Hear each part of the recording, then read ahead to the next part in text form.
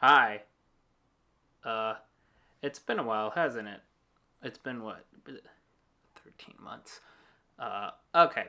In all seriousness, I'd like to say we had a really good reason for not doing the podcast for quite a while. But honestly, it was nothing more than life just got busy in the meantime since the last episode. And also, another thing is that me and Dion were discussing how to move forward with the podcast in that originally the plan always was to try and watch a full season of a show to try and get a good gist of it and stuff like that. However, we both sort of realized that our schedules do not give us enough time to be able to watch a full season of a show in just 1 week, no matter how long or short it may be most of the time.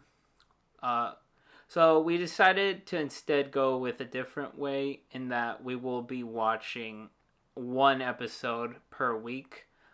We're still gonna I still want to do a juggling where it's like 1 week we will discuss a lot of Golden Age animation. 1 week we'll discuss the cartoons. Another week we'll discuss, the more modern shows from more recent years and Adult Swim and so on and so forth. So I still want to keep this podcast very diverse in what we talk about and not just focus on one show consecutively or a certain era of shows consecutively. And for the most part, that would work really well, especially for a lot of shows that we're going to do. With that said, I did know that it would be a bit of a problem concerning anime, considering that anime, for the most part, is not episodic. It has many story arcs within itself, within seasons, within years.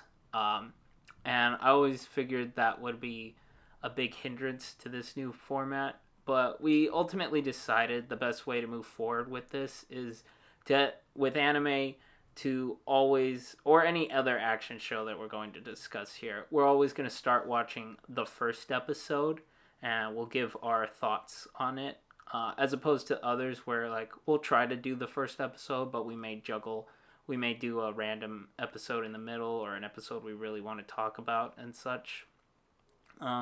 Either way, I feel like it might still lead to interesting discussions since we'll be able to see all these shows where they start, and discuss how these first episodes will be first impressions. Eventually, once we get through most of them, we will start juggling more into doing, episodes in the middle, episodes we really want to do, and so on and so forth. Again, with anime, we might have to do it more consecutively, if we ever revisit an anime, we will have to do the episode right after. It depends. We're going to do it that way so far. I think the format can still work, and I still really want to do this podcast. And our schedules line up a little more so that we can be able to do it this way. And I still think that we can be able to have fun with this, and we hope you guys do too. So enjoy the show. Phase 1 complete. Planet established. The day has finally arrived. Today at 5. They're here. Initiating Phase 2. So, we meet at last. Toonami gives you more heroes. The future of the planet is in your hands. May you fight with honor. Let me show you how it's done! Bring it on. More villains. You singed my fingernails. And more power. This whole planet's going up in smoke! You're out of line. Man, this is not sayonara! Let's see you stomp this one. Fire! Say goodbye! Dragon Ball Z. Full on. Today at 5. Only Toonami. Buckle up, boys and girls, 'cause here comes trouble.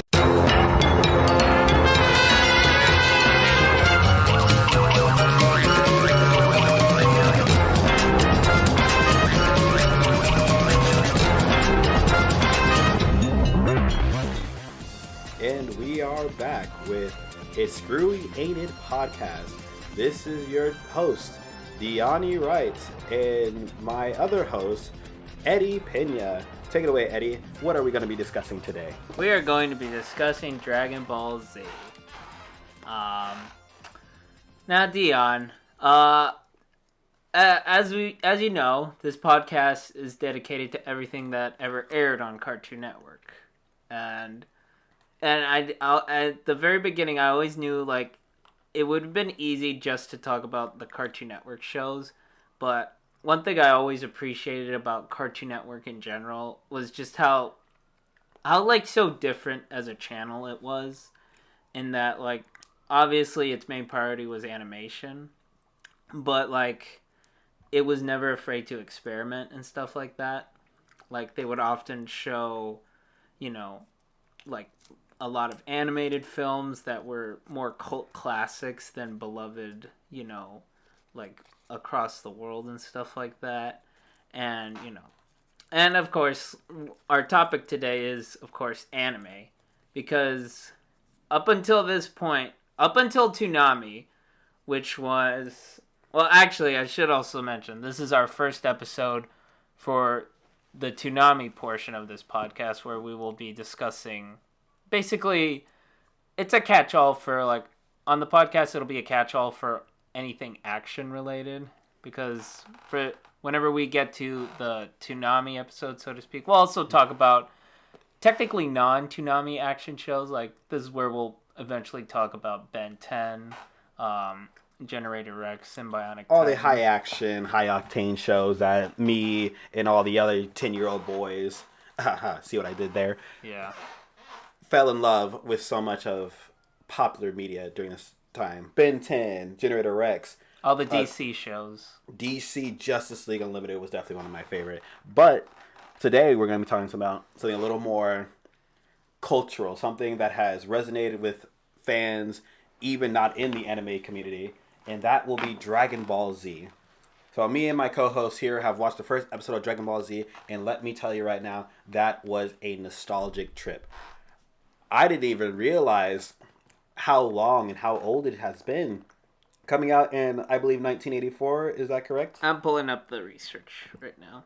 I suppose we should start off with, obviously, Dragon Ball started off as a manga in Shonen Jump in 1984, created by the late great Akira Toriyama. And its sequel series, Dragon Ball Z, well, I guess I'm getting the dates wrong, but I'm going to talk about the anime right now. That began in 1989 and lasted all the way through 1996, which is funny because I was talking to you about how it's funny how Dragon Ball Z is such a quintessentially 90s like anime and stuff like that, and I was saying like, oh, but it's funny how it started in the 80s. Turns out it barely started in the 80s, like maybe just like less than a year in 1989, and then literally afterwards it's all the way through 1996, like essentially the Y2K era. Yeah, the anime definitely blew up in the 90s because of Dragon Ball. Dragon Ball is known as the granddaddy of anime, granddaddy of shonen, due to its high action, fantastic and lovable characters of Son Goku, also known as Kakarot. Sorry, spoilers ahead. It was a phenomenal piece of media, especially for the era that it came out. In watching the first episode, one of the most notable things was just how fun it was, between the humor, the action, and the mystery. For those who are not aware, the first episode is simply us being reintroduced to Son Goku, his wife Chi-Chi, and his son Gohan. And Son Gohan is lost and missing in the woods, and we have to go find him. Yeah. It was a very fun, campy episode, very relatable to I'm sure a lot of young boys and young girls out there when they strayed a little too far away from home and their parent has to come find them and pick them up, and you are just more scared of them finding you before something else finds you in that forest, depending on who it is. I feel like there's a story behind your little analysis there. Well, I didn't go outside. I just know my friends that didn't make it home on time a few nights, and let's just say they didn't really sit comfortable in class for a few days. But anyway, it was very fun. The music of Dragon Ball, especially this first episode, is very cheery, very reminiscent of the 90s. You can see the love and passion that is put into the original Dragon Ball. You can see what Akira Toriyama wanted to tell. It was a beautiful project. It was a very beautiful project. It is coming for the first episode. Most of it is going to be reminiscing from the episode you catch every now and then, but between the narrator at the beginning and the end, just feeding you a little bit of lines to keep you interested, like always wanting you to come back for more. Always a cliffhanger. Raditz first introduction, fantastic, perfect. Just a little bit of mystery, a little bit of air, and how powerful he is. Meeting the Demon King Piccolo, if you remember from the original Dragon Ball, how powerful he was. Almost unbeatable until our hero Son Goku took him down. But so many fantastic tropes that were born from this era. Eddie, do you have anything to say about the first episode of Dragon Ball? Well, before we really delve into like the first episode, I do want to ask Dion, what is your history with Dragon Ball Z? As a longtime anime watcher, I won't sit here and say I'm a diehard fan for anime. I had grown into multiple genres. Dragon Ball was definitely one of the first ones that I saw. Bleach caught my eye a little bit more in Toonami when that came out, for reasons that I will share at a later date. Toonami definitely introduced me to anime. Dragon Ball was definitely one of the first ones, and between the Namek Saga and the Saiyan Saga, I definitely have a very strong fondness for Dragon Ball. In recent years, I enjoy most of the Super media. I haven't seen like the newest one of Daima, I believe. Akira Toriyama's most recent project. I'm waiting till that finishes before I start giving that a go. But yes, I just have a strong fondness for it. It was one of the first, as I am sure it was with a lot of young American boys growing up in the early 2000s. Yeah. Mine is very different. In fact, if you remember from a previous episode, I mentioned my history. But basically, when I was very young, anime scared me. Like, I was generally like, I thought the animation in its more limited form, it unnerved me when I was really young. Like, you know how you hear how a lot of people say that stop motion animation scares them? Yes. That was basically me, you know? And I know it sounds silly.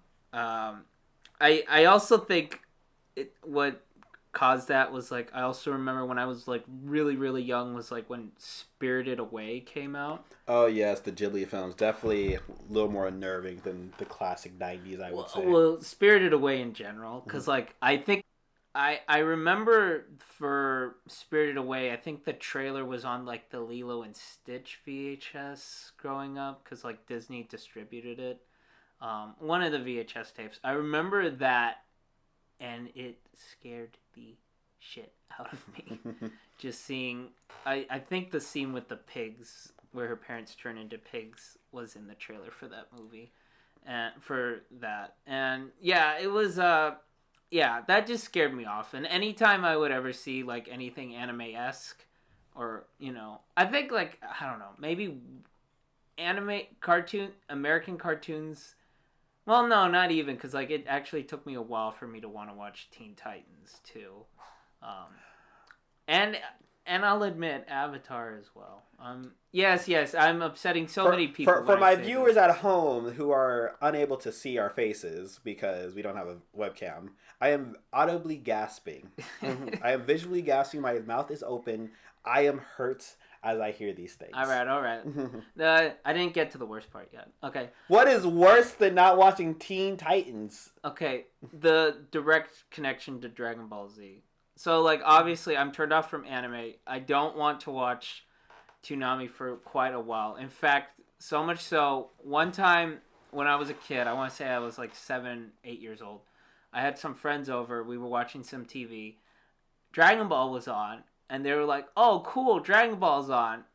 And I said, "I don't want to watch this. Also, I'll just go back to Cartoon Network when Camp Lazlo is on or something."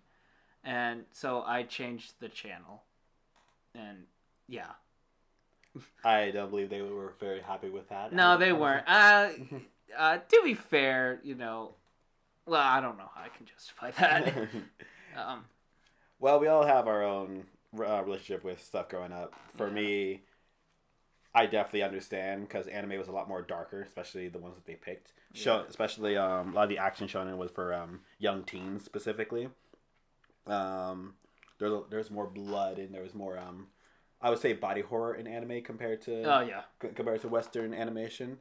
So, which is why I always found it funny how the idea that anime specifically was for kids just because the animation. I don't know how we got so far as on Western society with that idea when so much of it was very violent, very very bloody, very in some very grotesque. I remember one of my first clips that kind of stuck with me for a long time was the first episode of Elfen Lied. Oh, so much blood. There was so much just inappropriate material. I would say for younger audiences, but as time went on, there were just so many more. I won't say more interesting stories than what we have, but they're so different. They're so different from Western media, and I think that's what drew a lot of people in. Because a lot of Western media, people would say it's a lot safer. Besides specific man of action cartoons, most of our media is episodic. I think we can agree. Yeah. Western animation is definitely more episodic. It's very rarely has a main storyline, except for a few really popular shows: Teen Titans, Ben 10, Avatar, and even then, these people constantly say they also reference a lot of anime because of how in terms of stylization and certain storytelling aspects. Yeah. And I think that's just what drew a lot of people in. I will say, I'll go into my redemption arc now.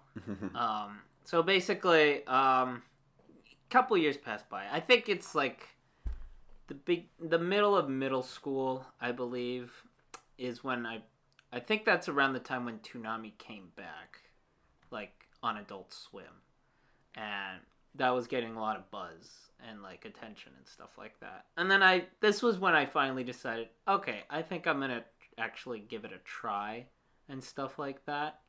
And this was actually around the time when I discovered, I think I finally reached my final form as an animation fan, in that I finally started to actually appreciate anime and all the shows that there are and stuff like that, And then it still takes me a while to get to Dragon Ball because it is very continuity heavy.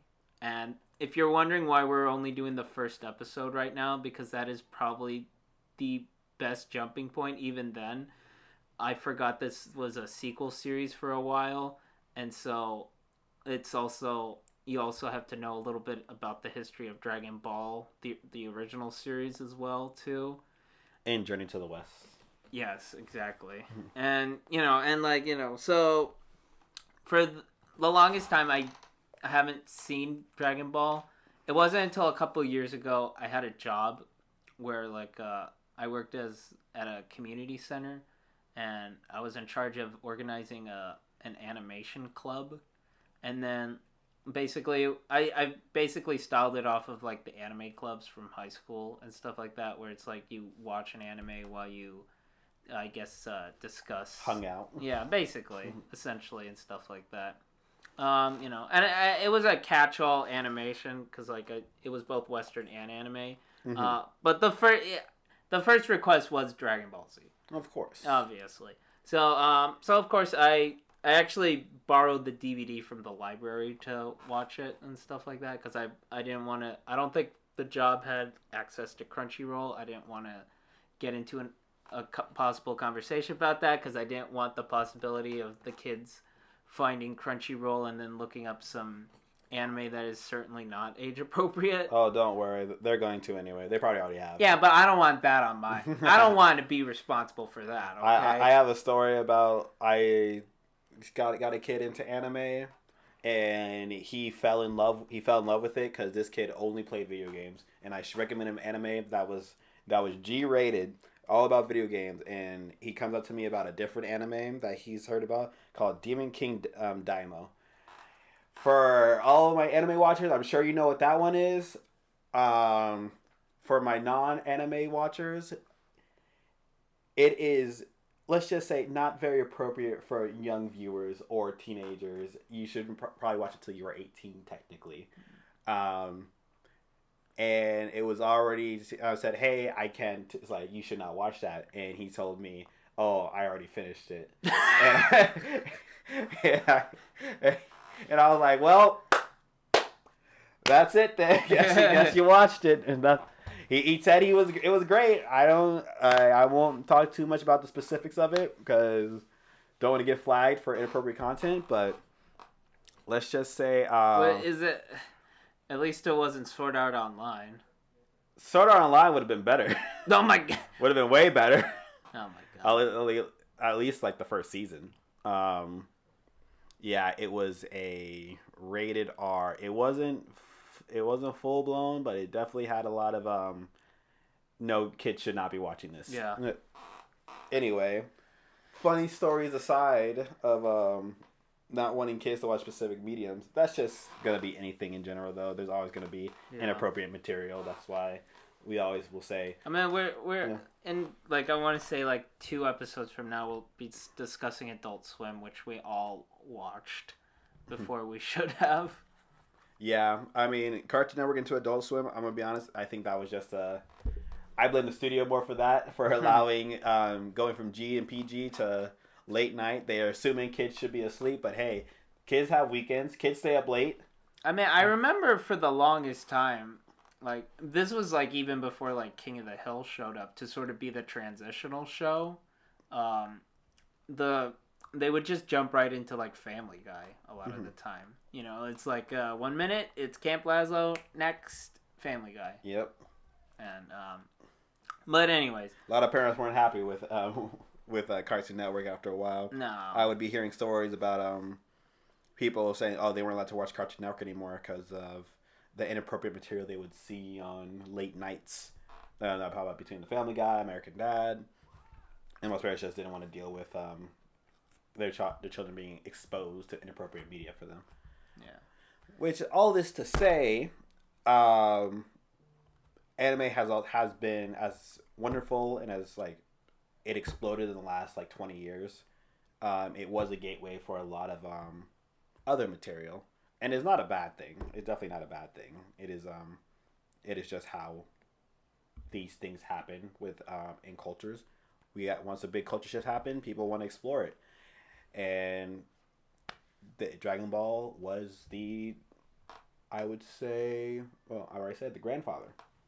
It was the original, for a good reason. What's something from Dragon Ball that you greatly loved, Eddie, or respected or cared for?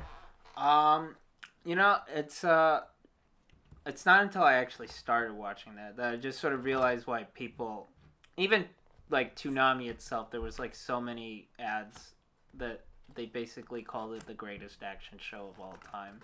And, you know, I don't want to denounce that or like hyperbolize it either, but I will say it's generally just a beautiful action show where it's like the action really is like some of the best in animation, you know. Especially for the time, because we also got to remember when it came out too. Yeah. Comparing it to a lot of other media, it stood out because of how simplistic and how it did something well, because it based a lot of it based on actual like martial arts and Chinese martial arts, right, which gave another level of significance and appreciation to it.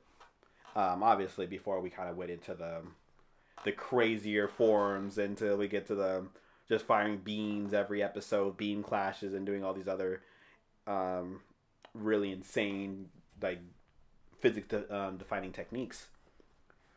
Dragon Ball did something and tied in so much classic like history and mythology and action between using kung fu and just different variety of martial arts.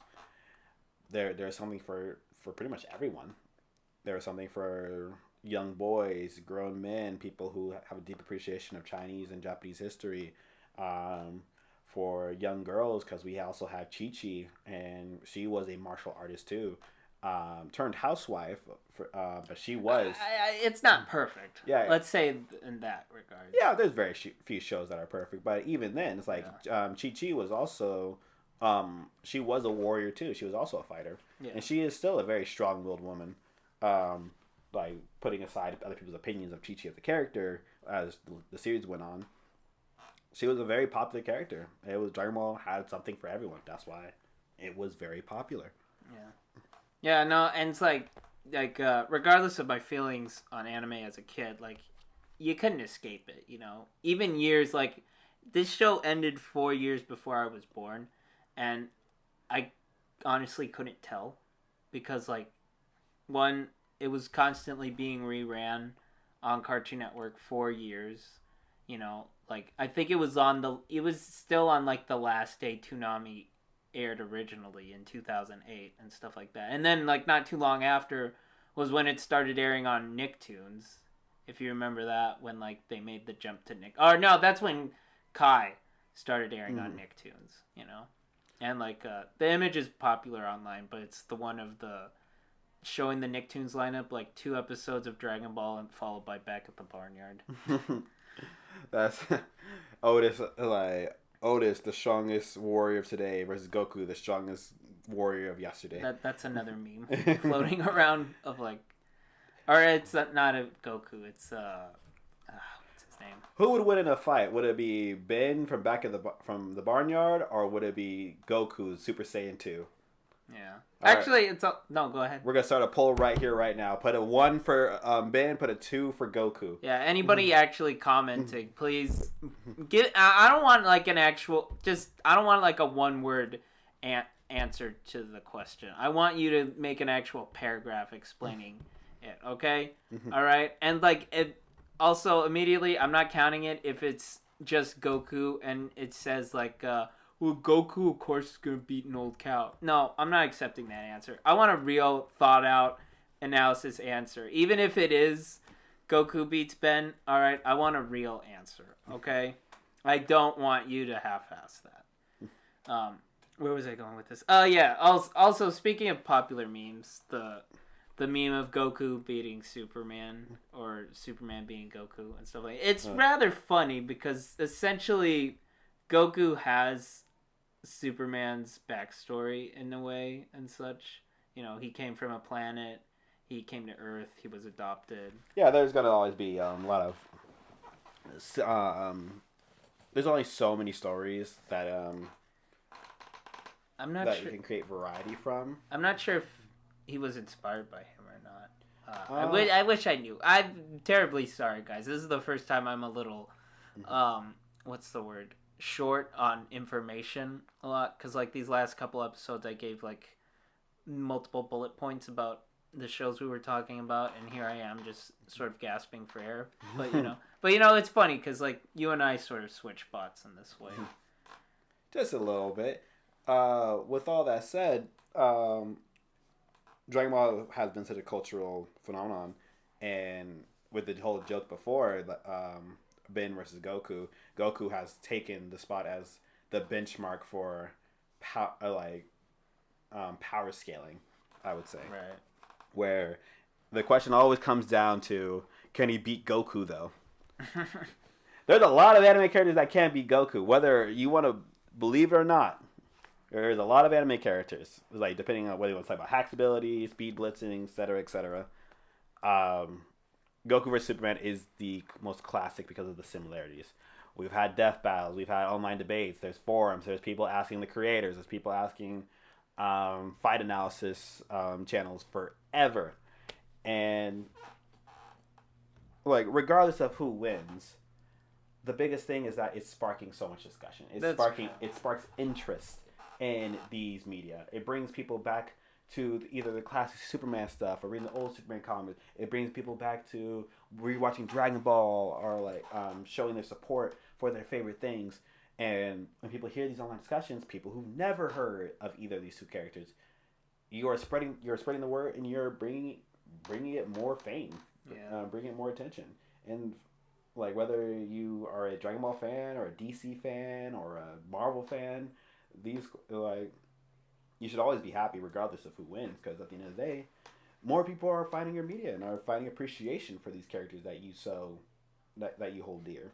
Yeah, and actually, going back to the fact that like, regardless of my feelings towards anime, I couldn't escape Dragon Ball. Like, it aired for years. They were constantly making video games for years, and it's like, there would be a new Dragon Ball game every year, even though the show at that point had ended. There was that awful live-action movie, if you remember that one. I was young. I don't even know how old I was. I think like early teens. And I was just like, oh, these characters are pretty cool. And mind you, at this point, I wasn't very familiar with Dragon Ball. I've just seen like episodes here and there on Kai, like between the Namek Saga. So I wasn't even very familiar with Goku at this point. So I didn't hate the movie when it came out because I wasn't super familiar with, and I haven't rewatched it since I've gotten older. So your feelings are more pure. I just didn't have a strong enough understanding of Dragon Ball growing up, and even then, I wouldn't even call myself a avid Dragon Ball fan. I would just say I'm more familiar with the media now, and I just have a greater appreciation for it. But with all that said. Yeah, the movie. I don't remember much from the movie, so I just remember I liked the actor. He felt kind of charismatic, and the full moon scene was pretty decent. I don't remember what Demon King Piccolo looked like. I cannot remember at all, but I felt like it was stupid. That's all I remember. Yeah, I that's another memory I had because like I think the first time I actually saw it was like when it was airing on TV, like maybe on HBO or something like that. We were in a hotel, I think, and I was just more confused because like I didn't know like what is this, and then like until like I think the very end, I realized it was the Dragon Ball movie, and yeah, I don't know. It's I'm just gonna say it's a testament to how good Dragon Ball actually is that like. It had so many bad first impressions with me, but like when I finally did actually get to watch it, it's great. It's a great show. And there's always so many different, like, you'll hear Dragon Ball. I think Dragon Ball has as much cultural impact as I would say Star Wars did. Oh yeah. When it comes to just cultural relevance, I truly believe, I can only imagine what it was like when Dragon Ball came out, especially Kai. During the 90s.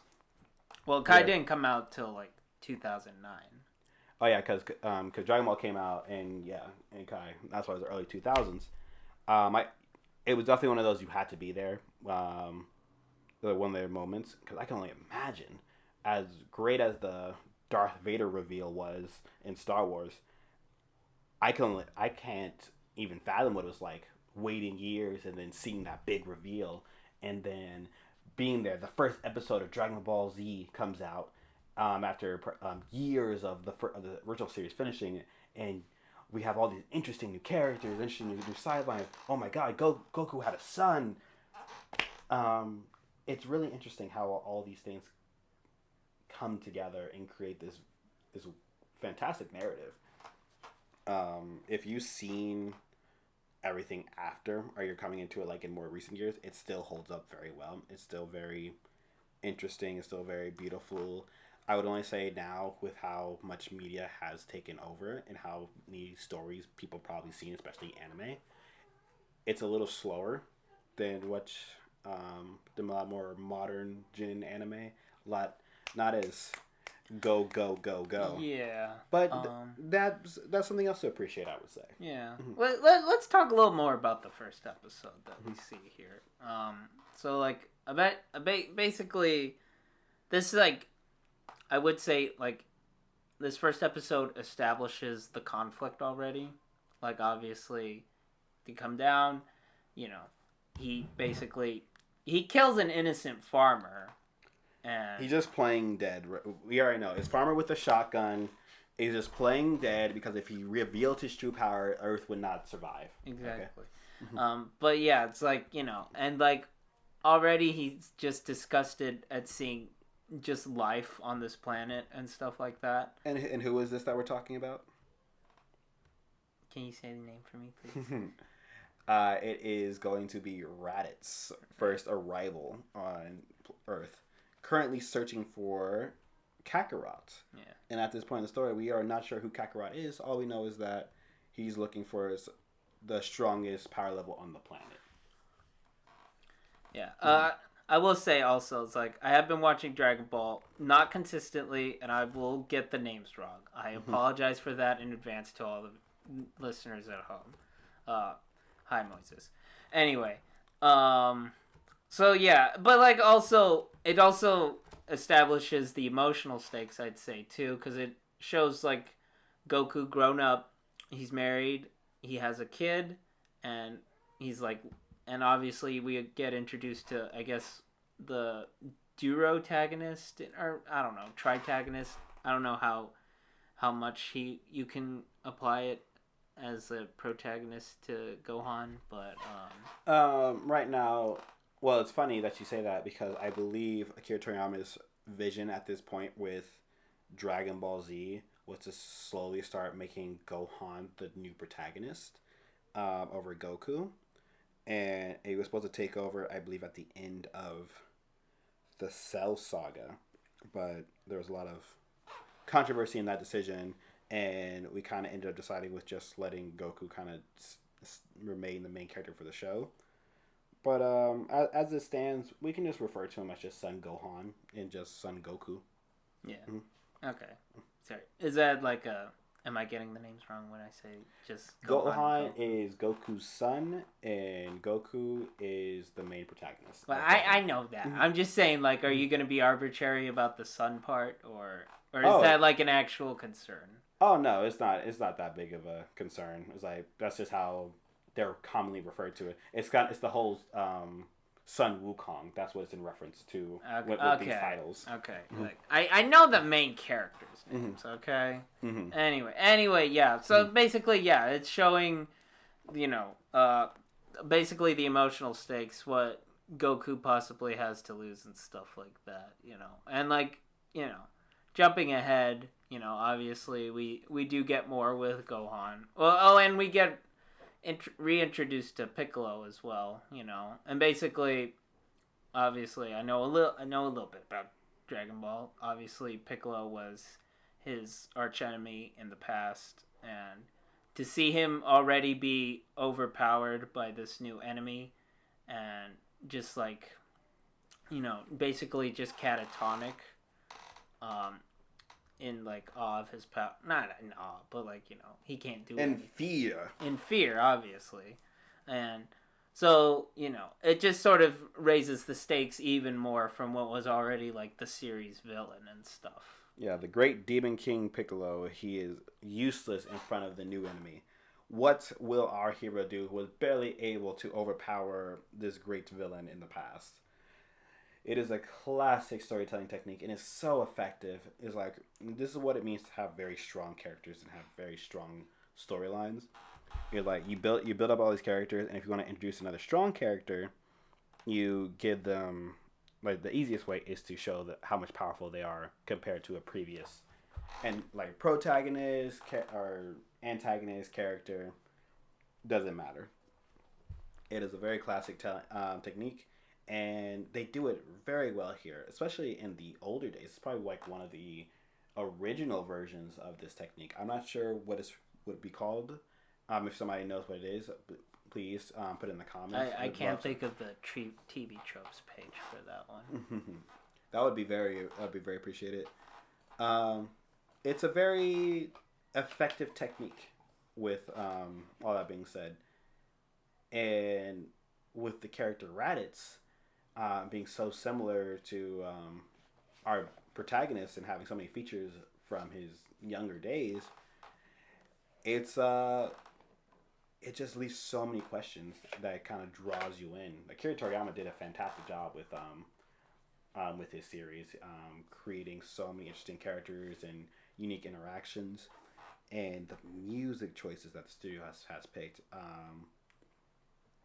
So many funny noises. One of my favorite characters of the first episode is just the mountain lion. Yeah, the mountain lion. That's kind of like a mix of Sabretooth and just tiger, and like messing with Gohan.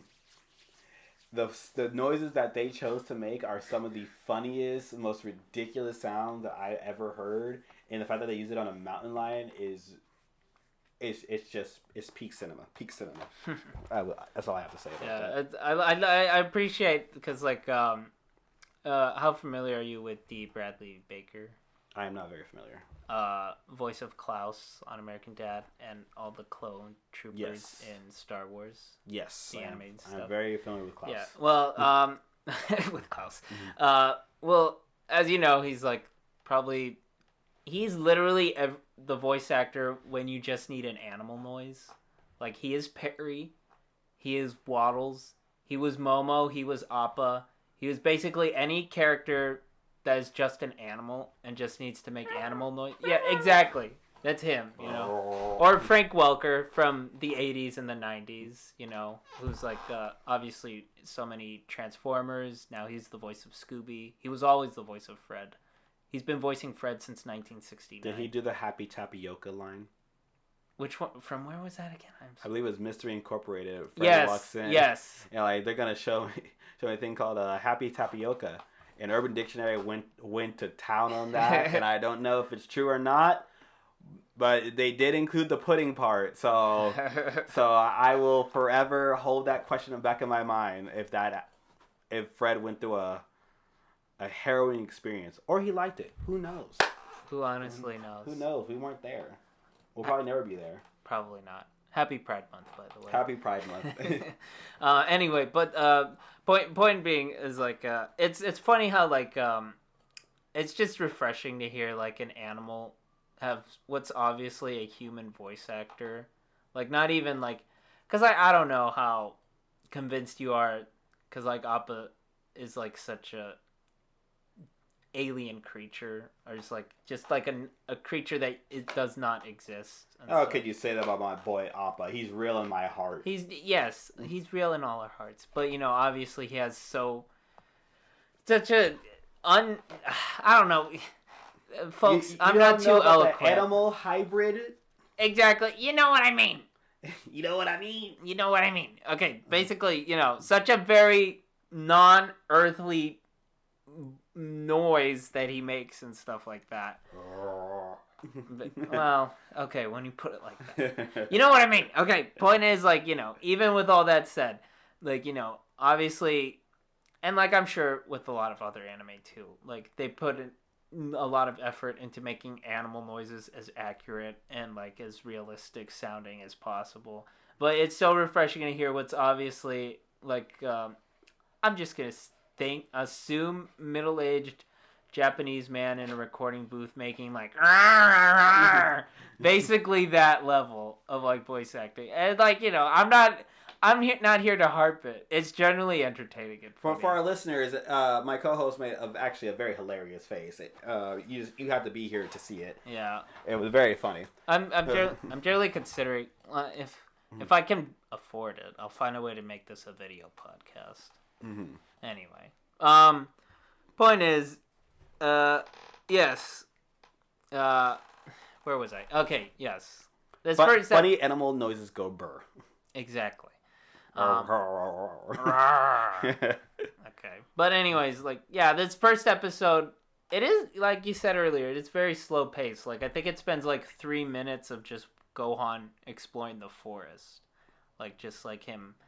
You know, well, and like the majority of the episode in the forest. Yeah, and like, you know, the scenery's beautiful, by the way. Like, I think I mentioned it already, but like, this is a beautiful show. Just like all the detail and like the action, of course. And it's like, I guess the first action battle, I guess or maybe not battle, but like the first like, I guess intense scene would be like Goku trying to save Gohan from the waterfall, and or I'm sorry, Son Gohan trying to save Son. No, you know what I mean. Yes, you can refer to them as Gohan Goku. Okay, It's thank just you. their full titles is just Son Yeah. Goku, and Son Gohan. Okay, so you're not gonna. I don't care enough. Okay, good. So you're not gonna. If we ever do My Hero Academia, you're not gonna go Boku no Hero Academia. No, because that is such a stupid nitpick. and also, I don't even like saying Boku no most of the time because it is very. It's a mouthful. Not even as a mouthful. My first thought always goes to a different Boku no. Yeah. Which I don't. Thankfully, I don't think aired on Toonami, so we don't have to talk about that. I don't think it ever aired on anything. It should have. I think you have to go outside of your. The only reason why it's even known is because of the horrible friends that would say, "Oh, you should watch this," Oh, brother. and then you see a clip of it, and then you will never return to that show again. Correct. Yeah, correct. Correct. Exactly. No, I had someone nice enough to warn me about it, but I was not. Nobody could warn me about Dipper Goes to Taco Bell, if you know anything about that. I will one. never know. See, I stay away from the fan fiction side. Good. The only fan fiction I ever watched was Naruto and Hinata because that was my first ship of anime. It's like if you want to talk to me about like what stayed with me for a long time, it was definitely Naruto. Naruto hit my heart. I think we'll say that for another time. I think Naruto. No. We'll do Naruto like I want to say maybe a couple episodes from now, you know, because like that is also like I will say one thing, as prevalent as Dragon Ball was in the mid 2000s, Naruto was like the new kid on the block. Naruto was the kid on the block, and it's funny because Naruto's actually still technically the kid on the block. Yeah. And, I mean, you still see kids with like Dragon Ball t-shirts and stuff. Of course. But in terms of popularity during that time, when at least when we were growing up, definitely Naruto was kind of took over because everybody had the headbands, everybody was, you know, the infamous Naruto run. Yeah. In school, but yes. With all that said, Naruto definitely. I still was meeting kids, and like at my old job that. Still talking about how much they love Naruto, and these were young. They were in second, third grade, still finding a lot of love and appreciation for the older media, which was very interesting to me. How like no matter how old a show is, sometimes they can still like transcend. If there's one thing, we're gonna harp a lot on streaming on this podcast because this is a nostalgia podcast talking about a cable TV channel. So of course we're not gonna be too kind to streaming a lot of the time. But with one thing I do appreciate about streaming is that how it's made a lot of shows in the past a little more evergreen. You know, because like the whole reason why they're just about to make a new season of Phineas and Ferb is because Phineas and Ferb ended up becoming like one of the most streamed shows on Disney Plus. Which is surprising to me personally. I don't know if just the culture phenomenon of like people loving Dr. Doofenshmirtz or just the classic. I enjoy Phineas and Ferb, but it was never my favorite. I understand, you know, but it's like, and also other things like people are still rewatching, you know, The Office or people have their comfort shows. Exactly. And well, you know, it's like these shows ended like 10, 20 years ago and stuff like that. And like just now people are either finally giving it more mainstream attention than when they first aired, or you know, it's just staying relevant and stuff like that. I was generally surprised when I heard a kid actually name and correctly name Bill Cipher. Like I think I was like at Barnes and Noble and like they were pointing to the Book of Bill and they said, "Oh, Bill Cipher." I'm like, "Oh wow." When I was a kid, I couldn't name the Angry Beavers if you pointed them to me. Yeah, a lot of kids also just have a lot of like, besides the access to the internet, they have a lot of free time. So any interest that catches their eye, they will hyper focus on that interest and learn everything they can about it. That's part of the reason why FNAF blew up, because it was so interesting seeing all this huge cultural shift with it. But this is not a FNAF podcast, so we will set that aside for now. Yeah. Anything else about Dragon Ball? Anything else about Dragon Ball? There's so much, like, there's nothing much I can say that hasn't already been said by millions of other fans of the show, like much bigger fans than me or anyone else that I personally know. Dragon Ball has set its foot and cemented its throne as the father of shonen and just bringing anime to the West. So I have such a great appreciation for what Dragon Ball has done for us, as when it comes to entertainment. But I actually did have a question that I want to ask. With the rise of streaming, people are actually able to like fully watch the shows. How do we think about old television? Because before, people wouldn't be able to like actually watch a show from beginning to end simply by how TV itself is set up. Even though there was like a lot of reruns, most people aren't able to watch the first episode of Naruto all the way to the end of the running series. Same thing with Phineas and Ferb, Ben 10. People, by the time people start getting interested in these shows, they were in the middle of a story that they didn't know what was happening. Yeah, because like that was one thing about like on Toonami. It's like if you wanted to jump into Dragon Ball and you wanted to, start from the beginning, you had to wait until the rerun cycle started over again. And that could be months, years, like, depending. And like it got even worse because like Toonami used to be daily, every weekday, and Saturdays, and then they just moved it to Saturdays and stuff like that. So that just made it a little more egregious and such. Yeah, and the Saturdays were usually just saved for the new episodes that came out. I guess the question is, do we have to blame modern TV for making most of our stories more episodic? Because some of the most popular shows you will see will be Gravity Falls, Ben 10, A Generator X, because these have more linear-based storytelling with episodic elements, of course, because most people just jumped into random episodes. Right. But the most popular ones were the ones with a consistent story going on. And is it the fault of how Western how Westerns did television, or just how television is done in general? I don't know. That is a very good question. Because, like, I'm going to be honest. I'm an anime fan, not a weeb. So I don't know how things work in Japan all too well, how they aired it. Obviously, I assume at the very least, like, I think I heard they did it every weekday over, like, how they aired it too. I could be wrong. I could be completely wrong and stuff like that. And, like, I think they would have reruns. And I think, again, don't quote me on this. I think they were more consistent with VHS of episodes. I could be wrong. Because, like, over here in the U.S., I want to say, like, up until recent years when they started doing complete series DVDs or Blu-rays and stuff like that, there would be DVDs of anime, which is 2 episodes, and they'd be marked up for at least $40, I want to say. I think it would be because of the manga or the manga. Yeah, okay, there you go. Yeah. Is what, where if there's a show or series that you're watching, 9 times out of 10, it would have started off as a manga. Yeah. And the manga will be much further ahead, so even if you want to catch up to the episode or go past it, you have the option to do so. Yeah. I'm so stupid. I forgot the most obvious answer to that question. Well, I think the question is episodic television, like us, what we grew up with, did that kind of hurt the quality of our shows?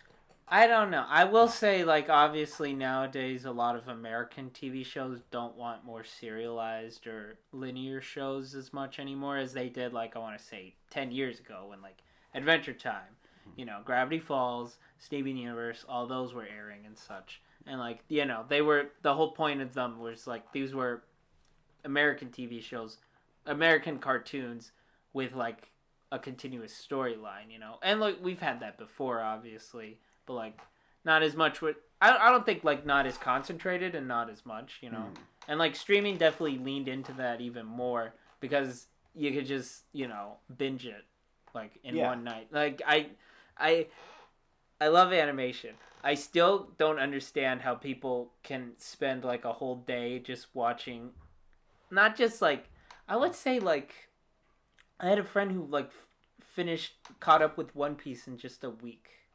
That man did not go outside or sleep. Probably not. That man had energy drinks like piled in his room, most likely. Probably. I love you.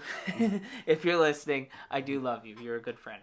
But that's the point. I'm not going to dox you. Don't worry. Anyway, the point is, like, you know, obviously streaming lends more to that. And I think that's why anime thrives a lot nowadays, obviously. It's like, you know, you could just, like, watch the next episode. You don't have to wait a week or a day and stuff like that. Well, except for the newer ones. That Yeah. are definitely popular. Because there's definitely a lot of anime of the seasons that people interest. Well, you can say the same thing about other Western media, especially like live action. That's not anime. Oh, yeah. Well, yeah. And, like, I also do think there is a lost art in waiting a week for a show as well. You know? I'd say it's easier for, like, a finished show. Hey, you're telling that to anime fans, man. We've been waiting years for our next season of the. Hey. I'm still waiting on No Game No Life next season, but I know it's never coming. But I can hope. I may never say never. Panty and Stuff. Oh is no! coming back this It's summer. not coming back. The studio got sued. Okay. Or was it the author? Yeah, there was a lot of controversy going on. No Dead Man Wonderland season 2 either.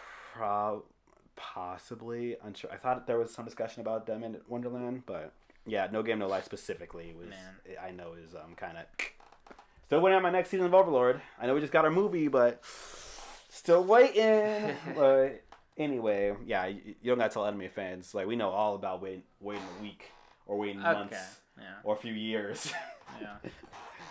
Yeah. Anything else before we wrap things up? I think that was my only real question. You know, how about you, audience? How about you tell us what your opinions are? Yeah, prove to us that you're actually out there, please. Let us know. Do you think that episodic TV has hurt Western media, or do you think it has found its own niche among weekly workers and watchers? I will say one last thing. Obviously, I think both can work generally, because like I don't know about you. I don't really. Sometimes there are some days where like you want to watch like, okay, it's a new episode of Andor because that's like the biggest show now.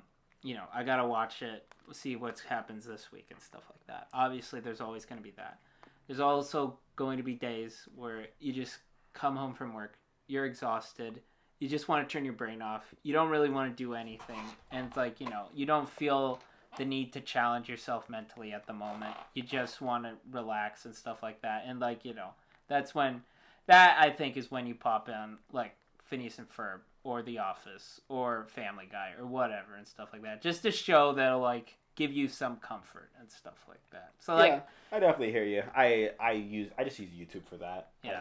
I think that's what I think that's what most people do nowadays, you know. But I'm old fashioned that like I'd still like to watch TV. Mm-hmm. Yeah. All right. Okay. All right. Well, that was our first anime episode. Apologies to everybody for me being such a newbie to it, relatively speaking. We will talk about more. Well, we'll talk about anime that I've actually finished too. Like we'll get to Cowboy Bebop eventually.